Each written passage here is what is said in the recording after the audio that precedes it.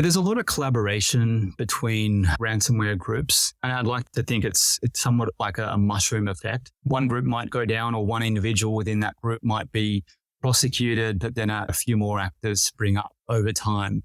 So we're definitely seeing a lot of activity in that space.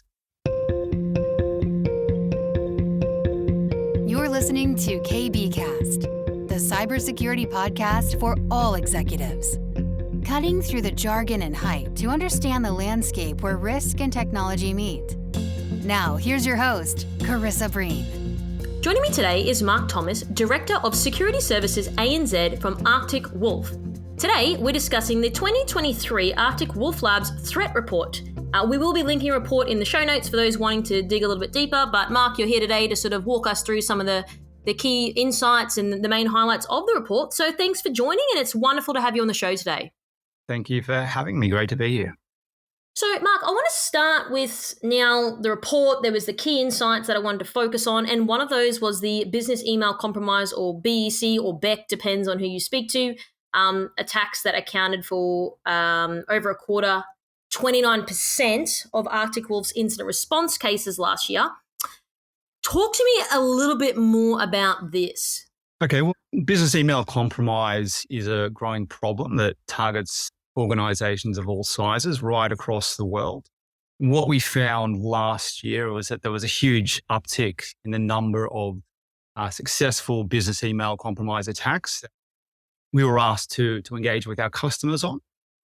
So for the benefit of your audience, BEC is it's a type of phishing or social engineering attack where a malicious impersonates a trusted contact. They usually target executives, individuals in finance, payroll, normally in an attempt to trick them into transferring funds, or sometimes can be sensitive information outside the business into an account that's owned by the attacker themselves. But in many cases, a malicious actor, they might manage to compromise an internal account as well.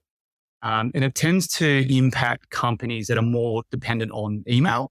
So, for example, finance, business services, legal and government, they're usually the ones who are most targeted.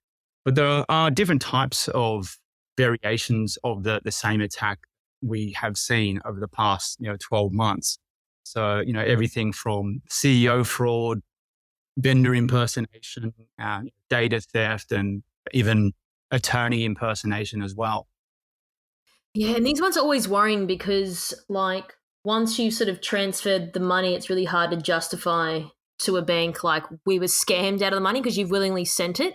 And I've worked in a bank historically in security, so I understand that it's always tricky and more of these types of things are happening. But why would you sort of say that these were the dominant attacks? So, I mean, I've spoken to many people on the show and they've each got, differences of services that they provide in terms of insights from a reporting perspective. But I'm curious to know, why that's, you've seen an increase then over the last quarter specifically.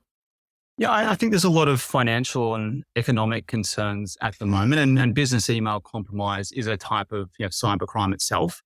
And as I said, it poses a large threat to businesses. But based on our engagements, we saw the average loss being about 120,000 Australian dollars, and that was across all industries. But there are certain industries that are impacted more, like finance, and that can be upwards of $200,000. But these types of attacks can happen both inside and outside an organization. So, for example, it could be an external perpetrator. It could be someone from inside the business, an insider threat. And of course, you can have collusion between someone on the inside and the outside as well.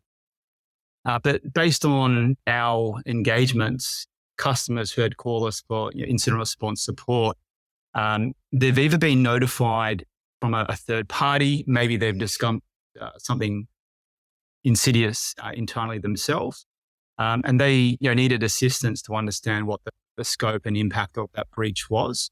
And I think one of the challenges with business email compromise is it exploits human weaknesses. There may be a lack of technology controls as well within the customers. But we find that these types of attacks are difficult to detect.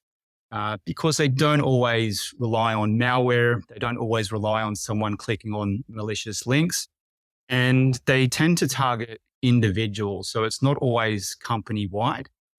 So those individuals, not necessarily technology savvy, they may not be security conscious.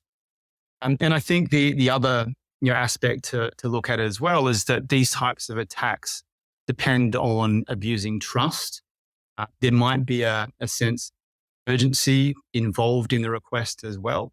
So if you're an employee in an organization, and you get what looks to be an email from the CEO, the first thing that you want to do is jump on that email, answer right away. And if they're requesting to transfer funds, then you pretty much are going to do that. You're not thinking that email is fraudulent. And I think the other aspect to it as well is just from a general sense, the lack of awareness and education around business email compromise. Even though these types of attacks have been in existence for over a decade now, they're still successful. So I think the message to the audience is, an ounce of prevention is worth a pound of cure. So it's better to stop something bad from happening than it is to deal with it after the fact. So probably the way to address it. So you mentioned before, Mark, in terms of the collusion on the inside and the outside, or sometimes it's purely inside, sometimes it's purely outside. The collusion on the inside and the outside, that's pretty thought out type of operation. Like, would you say that that's the least common, or is it more so people on the outside that you sort of see business email compromise sort of attacks happening, or is there any sort of insights on that front?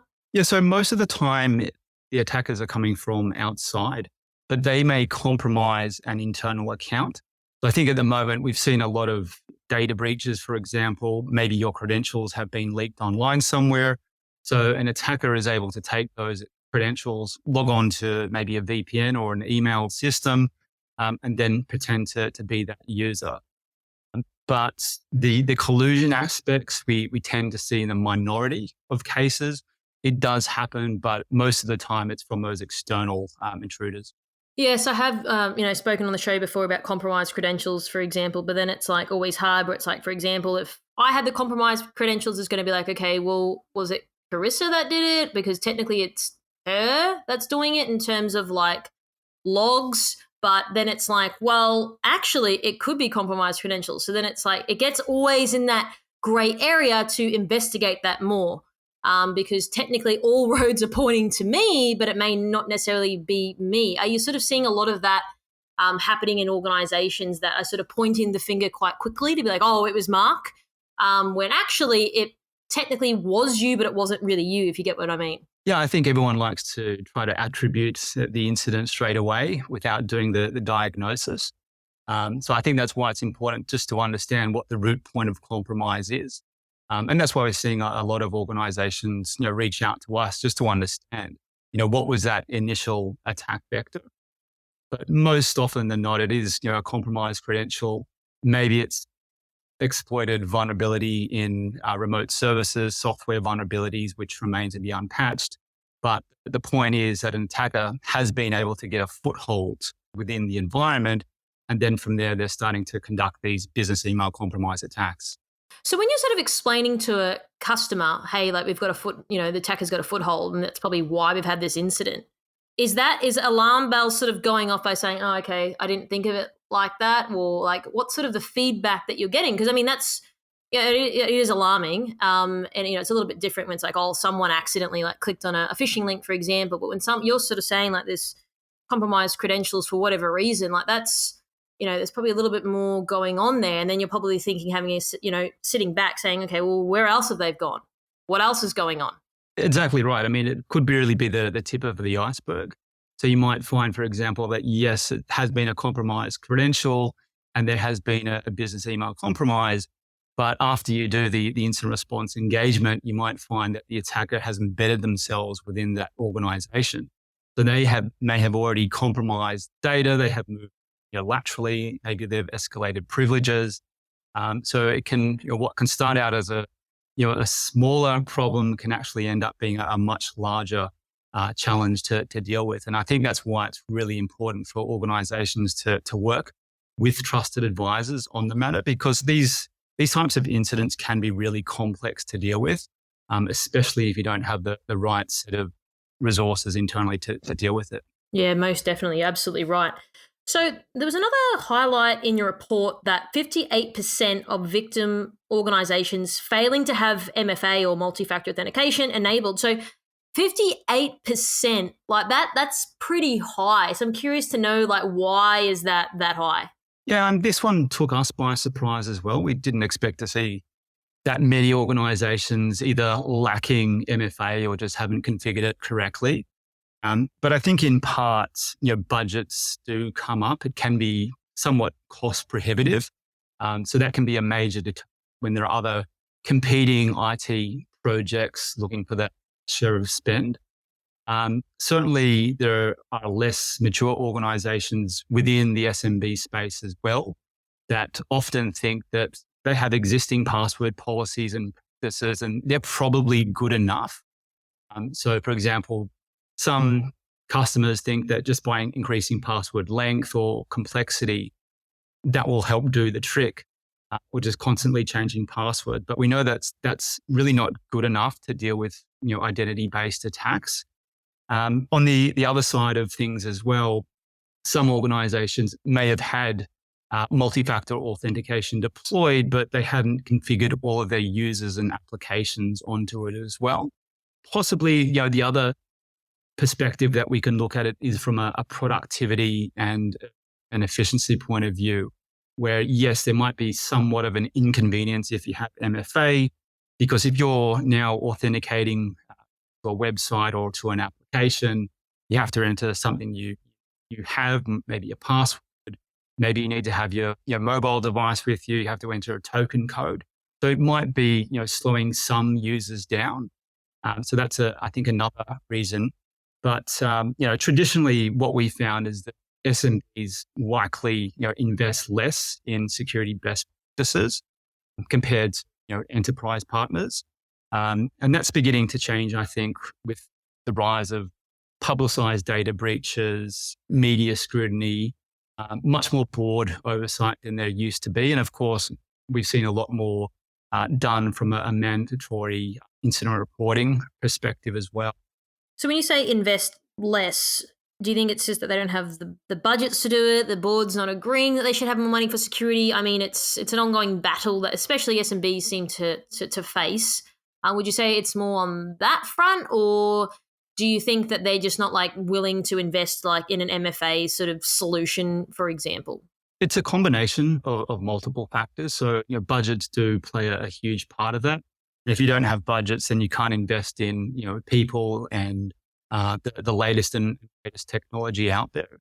But it's not always about investing in a huge amount of point products. What we find is that a lot of our customers, they're just looking to simplify their technology stack because they don't have that same level of investment in security. So I think it does require executive oversights. You need to bring in a culture of security within the organization. But obviously having the right people to tackle the problem is really challenging for SMBs in particular, right? Because they can't afford to pay the six-figure salaries that some of the banking organizations can. So you mentioned before simplify technology stack. What do you mean specifically when you're saying that?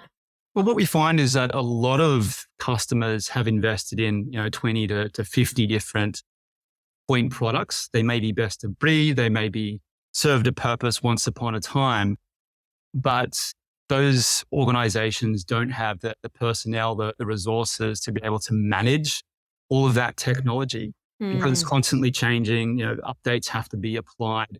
And that is a huge burden to the organization. Whereas it's probably, security is not really their core business. So what we're finding is that they want to have a unified view of their security posture, but also looking to offload some of those security controls that they've invested in by better maximizing the use of more modern technologies. Yeah, and I totally get that. I think there was a guy I was interviewing in the UK. I think he said there's some organizations that they looked at that were using like 70 to 80 different tools. Like that's a lot, which is overwhelming. So do you think that maybe I get the reasoning of trying to consolidate like your tech stack and your vendors, etc. But then do you think it's doing a disservice because you are trying to consolidate, but then maybe I'm not saying you need all of these tools. It's just more so you're trying to consolidate, but then it does a disservice anyway. So I'm just sort of seeing it from both sides. Yeah, a lot of the modern security technologies have a lot of the features and functions that all of these point solutions used to have.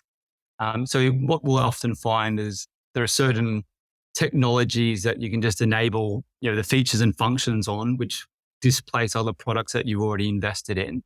But what we find is that organizations just really want to get that unified view across that technology stack so that they know where to invest their time and their money to improve their security posture.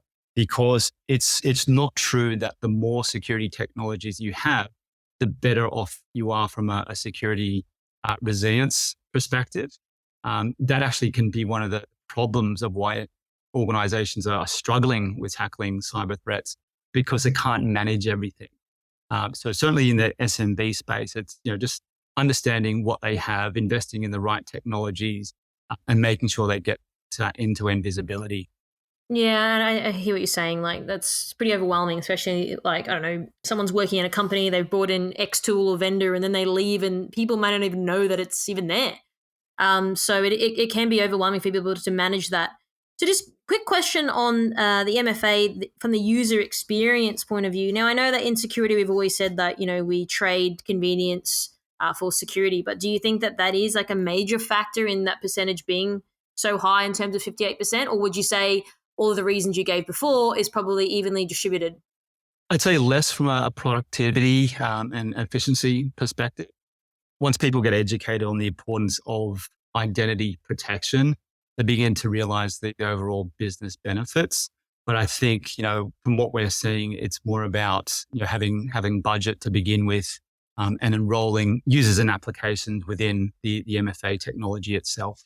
Now, I want to sort of switch gears now and talk about Russia's invasion of the Ukraine last year that happened. Now, in your report, you guys are sort of saying that significantly disrupted the activity of threat actor groups in both countries and influenced a 26% year-on-year decline in observed ransomware cases globally. So super curious about this one. So would you say that number is due to increase over this year and so on, or decrease? Or, I mean, I know you're not Nostradamus, but I mean, it'd be cool to sort of get some indication from yourself, Mark.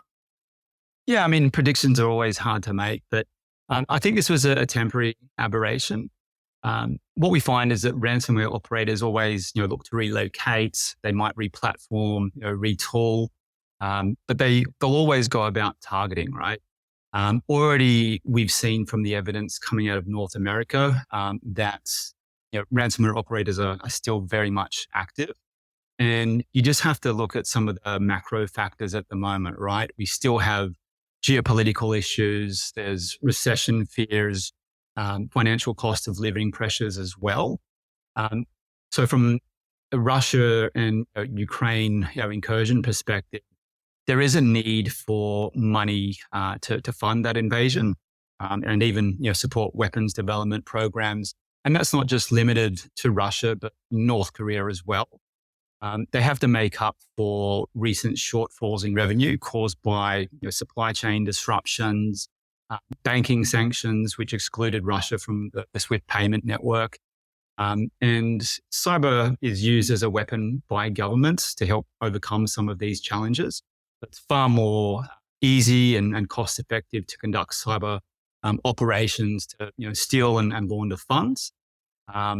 And they can do that using somewhat minimal resources that can be carried out remotely and at scale. The other side of the coin there is that we are still seeing ransomware as a service. That's a thriving market. And that essentially lowers the barrier to entry for cybercrime. Any amateur can leverage the tools and services available on dark web. I do expect that become even more prominent in the future with the likes of AI and automation, which makes it far more simple to carry out as well. And then the other point from a customer perspective as well, we know that they're expanding their footprints. They're adopting new technologies. They're migrating to the cloud. We have a remote workforce these days. All of that creates complexities.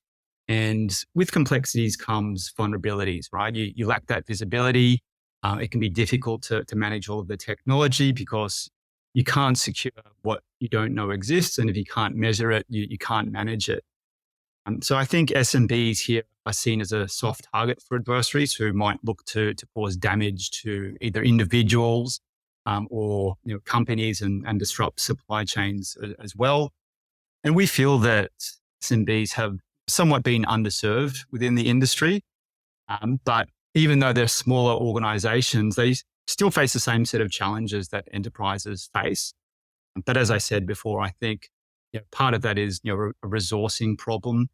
Here in Australia, for example, 97% of businesses are small business. So they're really the backbone of our economy. I think it does present a huge challenge for them. So going back to the ransomware as a service, and as you sort of alluded to before, that it's a lower barrier to entry. Like back in the day, you had to somewhat really know the stuff inside and out, but now you don't really need to know that. So would you sort of predict there's going to be a rise of this? And yes, because of the low barrier to entry, but then also because like now people are trying to find ways to work from home, and there's all these scams like going out on like job boards and things like that by saying like, oh, like if you can earn money from home by doing X, Y, and Z, something obviously cyber criminal related. But would you say we're going to see an increase in that now? And also, like you mentioned before, around the cost of living and things like that, sometimes people do these things because they're desperate or whatever it is. Will we start to see this sort of creep up, or what do you think? Yeah, so I definitely think we're going to see this rise as well. And as I mentioned, AI, automation, these types of technologies add more fuel to the fire. Ransomware as a service, it's actually designed for any person to leverage. So you don't have to be, an advanced malware developer or penetration tester to be involved. You could actually share a cut of the campaign, ransom funds these days. There are particular groups who look to employ affiliate partners. So I definitely think this is something that will continue to be on the rise as we see further adoption of ransomware affiliation programs get rolled out across the globe. And I think given there are a lot of challenges in the macro environment, that's only going to compound the problem exponentially. Yeah, most definitely. So would you say, like in your sort of experience and field of work, that because we are going to see this rising more, that's going to put more pressure then back on organizations or SMBs, because like it's hard enough to keep up with what's like going on, and now we're going to have this additional sort of workforce from a ransomware as a service also targeting businesses as well that perhaps people historically didn't have to factor in. It's sort of a bit more organized crime or people with like specialized skill sets. Now it's like, okay, we can just roll it out to anyone potentially trying to like attack us now. Would you say like that's going to put more pressure back on organizations? Yeah, absolutely. And, we actually conducted a survey for Australian business leaders late last year. And we found that they were challenged with the inability to keep up with advanced threats. They also say that they're lacking budget to do so. And almost actually over 1 in 3 were willing to pay a ransom to resume business operation. But from a people side of things, security teams are already overwhelmed, right? They have a lot of alerts coming in. There's data deluge. So we also have to be mindful of the challenge that we'll face. It's not all about technology alone. So, I mean, this is the here and present challenge that organizations face, is attracting talent and making sure that they can sustain people for the long term, because they tend to be overwhelmed with the scope of the problem. Yeah, most definitely. Absolutely right. Now, Lockbit. Lockbit established itself as the dominant ransomware group according to your report. So perhaps, Mark, for those who are unfamiliar, just maybe give a bit of an overview of this group and what they're doing. Okay, so ransomware groups, there are many in nature. Lockbit is one of the most prolific ones out there. They've been around since about 2019. They claim not to be politically motivated, but I think there are a lot of signs that they are. Over the last few years, have estimated to extract tens of millions of dollars from various organizations through ransomware, but the claims probably add up to over 100 million.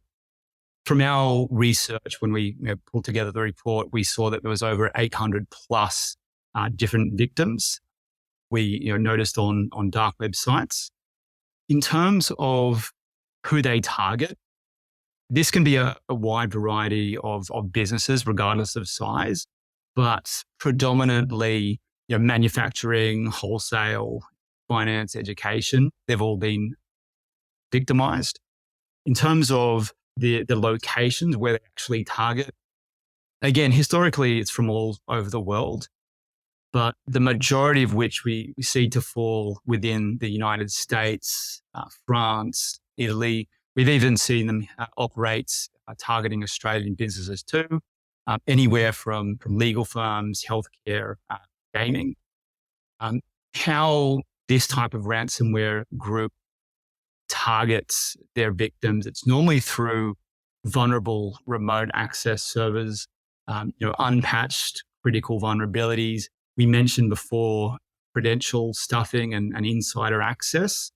But once they're in an organization, they'll detonate their ransomware, they'll encrypt data, they may drop a ransom note with instructions on how to pay for that ransom. Normally that's through the likes of Tor, encrypted and anonymized application. And you have to pay them via cryptocurrency.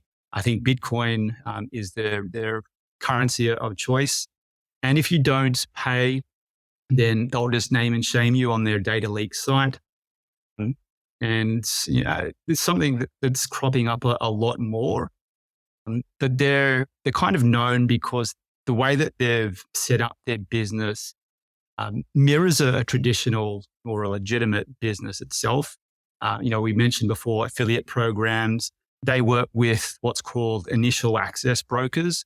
So any individual who's capable of entering an organization, could be through exploitation, it could be a very targeted means, but they have administrators, people who look after the infrastructure that they support, and they'll share a cut of any ransom with any of their affiliates as well. And what we know from the past is that this type of group, they actually recruit in different languages as well. So it could be Russian, it could be Chinese, it could be in English. But what we found is that they're continuing to develop new malware each and every year, new features and functions. So it is a persistent organizations really have to be aware of. Yeah, I was literally interviewing someone yesterday about this group and the affiliates. So this is definitely worrying. And just sort of to press on that maybe a little bit more, from my understanding that, once a ransomware group like Lockbit, for example, gets a lot more eyes on them, they sort of dissolve's not the right word, but they sort of go a little bit more silent because they know that a lot of people are, monitoring them and auditing them and whatever else. So do you think that a lot of these ransomware groups sort of not come and go, but they pop up for a bit and then obviously there's too many people looking at them and then they sort of go back down a little bit, like duck diving, or they go and, work with other ransomware groups, for example? Are you sort of seeing that from your point of view? Yeah, there's a lot of collaboration between ransomware groups. And I'd like to think it's somewhat like a mushroom effect. One group might go down, or one individual within that group might be prosecuted, but then a few more actors spring up over time. So we're definitely seeing a lot of activity in that space. Last year there was a dip probably because of the Russian incursion into Ukraine, Yeah. where different members of that group might have to relocate somewhere else. But, we're already starting to see activity within Australia. I think from last time I checked, there was about 5 victims in this year alone. So then on that note, would you say that Lockbit, we're going to see more sort of increase of attacks coming from then, like in Australia, but more broadly than across the globe? Yeah, absolutely. So we're already seeing activity from them in the last couple of weeks in the US. But there have been some positive developments with regards to Lockbit. I know the last year they themselves suffered a breach. One of their malware developers released one of their executables online. Apparently, it was because they were upset with their own leadership team, which I think was quite funny. But also Really? yeah, absolutely. Oh, And wow. So it was intentional. It wasn't, it was an accident. it was absolutely intentional. They wanted to take down the group, I think, as well. But what we've also seen is that the FBI conducted an investigation, a counter offense initiative, and that did culminate in the arrest of one dual Russian Canadian, and that was in Canada themselves. So we know that that takedowns and disruptions will occur, but we don't expect the group to be completely disbanded. And we've already seen that the team take on new malware tools the last couple of months as well. So we do expect to see more activity. The ransomware won't stop, but there is certainly some positive developments coming out of the US at the moment. So there's a couple of things in there that you said. Do you know sort of like how big this group is? Like how many people are involved? Like I know that, I mean, it's a bit of a hard question, but I'm just genuinely curious, like hundreds, thousands, like how big are these guys? So it's difficult to know how big the core team is, but we have seen the number of ransomware affiliates, so the people that they work with, and they can be individuals, they can be groups themselves. Yeah. That has numbered in the hundreds.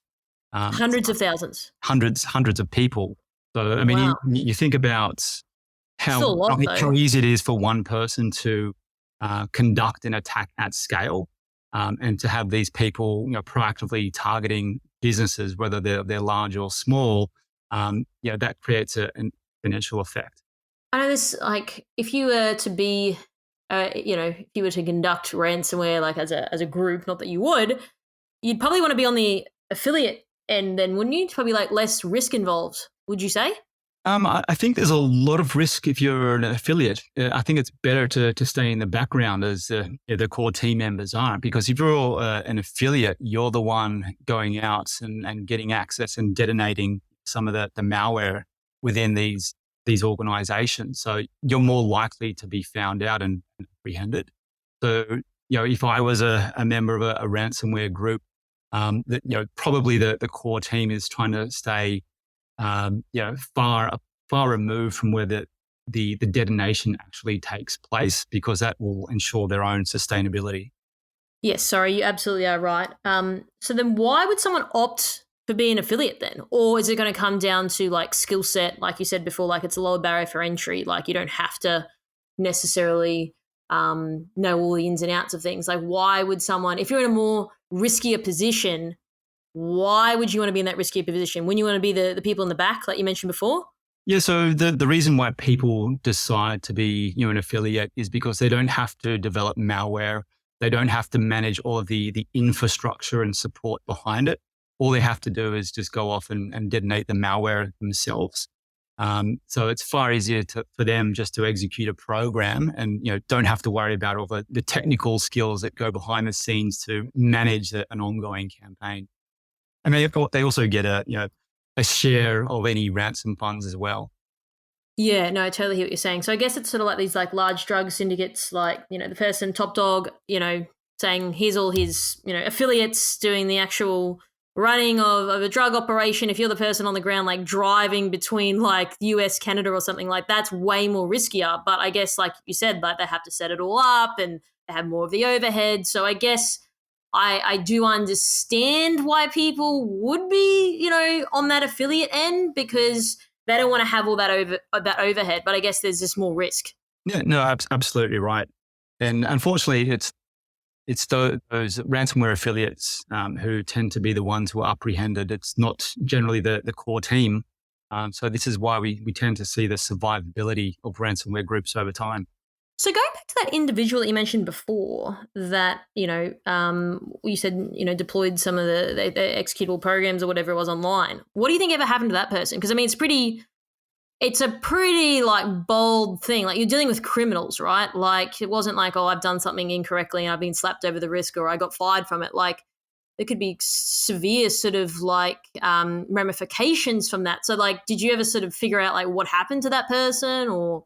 So this was only brought to the courts end of last year. So they still have to plead their case. So I imagine they're still coming up with a lot of information to try to defend themselves. But the FBI normally only conducts these types of takedown operations if it knows it's got some type of critical information linking that individual back to an operation. And there has to be a victim at the heart of all of this as well. So it's something that we'll just have to continue to watch for. And do you think that person's potentially now they've been exempt from any sort of like prosecution because they're now be like, oh, they can use the FBI can like leverage that person potentially? Well, probably less so because it's obvious that they've, deployed this stuff online. But yeah, would you say that there is some element of that of people being exempt from, any sort of jail time or anything like that because they are then cooperating with the FBI and friends? Well, I don't know if they have been cooperating. But it's certainly an option. I mean, it would be an option that law enforcement would provide to the alleged group member. And if that does happen, then there's probably a pretty good opportunity. You'd start to build up more of an intelligence profile about other actors within that group, understanding more about their tactics and techniques that they're engaging in as well. So hopefully that will lead to a better outcome for organizations with a complete takedown of the ransomware group altogether. And I think we'll probably have to watch this space. And like you said, they just keep popping up like mushrooms. There'll be someone else that pops up again. So what about looking forward? Like I know we've gone into specific details and certain things in terms of stats and Lockbit, but do you have any sort of insights that, for executives and advice that you can sort of share with people today, like as a result of some of the work that you are doing at Arctic Wolf and then also some of the cases that you are sort of seeing? What can you sort of leave our audience with today?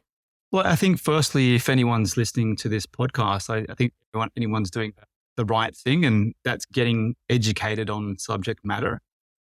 Also understanding that security shouldn't be seen as a technical issue, but it's a business problem. And we have to break out of this cycle of fear and uncertainty and recognize that organizations don't have a tools problem, as we've discussed. It's more of an operational one. And businesses can't tackle these problems in isolation. It's far too challenging. So they have to address security from a holistic perspective, focusing on people and technology who are working together to help end cyber risk. It can't be just one or the other. It's all about how you can better leverage your existing resources to achieve the outcomes that you want. So I think if you can get the security operations piece right, then that will help to reduce the likelihood of an incident, minimize the impact of a breach, and ultimately that will help to build resilience for the long term. But always look to work with trusted advisors if you don't have the skill sets internally. Make sure that you're speaking the common language of risk within the business, and that's hopefully expressed in terms of financials and value at risk as well. But if you build a culture of security awareness, you help to enforce security at the people level. And that's really one of the lines of defenses that organizations have. Well, thanks for sharing that, Mark. I think this has been a really interesting chat, definitely in terms of the reports and the stats that we sort of touched on today. And then also like the Lockbit stuff. I'd be keen to sort of like get you back to find out like, well, what happened to that individual and see what happened and see how, Lockbit's sort of progressing. So thanks so much for your time and your insights and coming on the show today. Awesome. Thank you very much for having me. Thanks for tuning in. We hope that you found today's episode useful and you took away a few key points. Don't forget to subscribe to our podcast to get our latest episodes. This podcast is brought to you by MercSec, the specialists in security, search, and recruitment solutions. Visit mercsec.com to connect today. If you'd like to find out how KBI can help grow your cyber business, then please head over to kbi.digital. This podcast was brought to you by KBI.media, the voice of cyber.